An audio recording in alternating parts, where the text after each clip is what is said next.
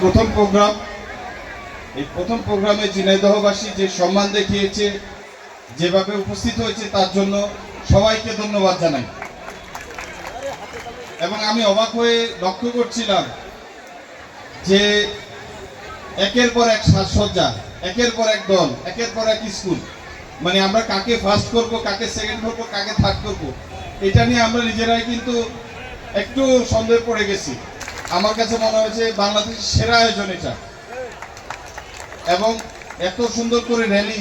এবং আমাদের সমস্যা যেটা, সেটা হচ্ছে যে বর্তমানে জানেন যে বৈশ্বিক যে পরিস্থিতি, সেই পরিস্থিতির কারণে আমাদেরকে মেলাটা কাটছাট করতে হচ্ছে।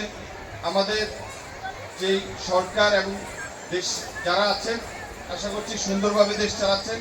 আগামীতে আমরা সুন্দর করে আরও যাতে মেলাটা করতে পারি সেই প্রত্যাশা থাকলো। এবং মঞ্চ উপবিষ্ট যারা আছেন, আমাদের সরকারি কর্মকর্তাবৃন্দ, সবাইকে সালাম জানিয়ে আজকের মতো এখান থেকে বিদায় নিচ্ছি।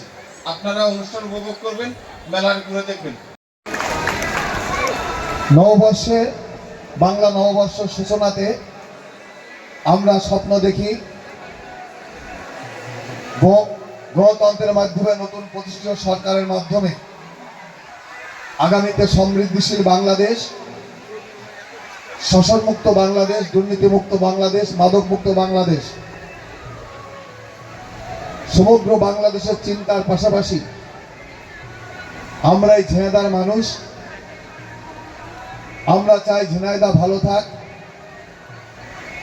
আর ঝিনাইদহ ভালো থাকার জন্য আমরা ক্ষুদ্র দায়িত্ব থেকে ঝিনাইদহের মানুষের সকল ভালো থাকার পরিবেশ সৃষ্টি করার জন্য যে আমানতি দায়িত্ব, সেই দায়িত্ব থেকে আমরা কাজ করতে পারি।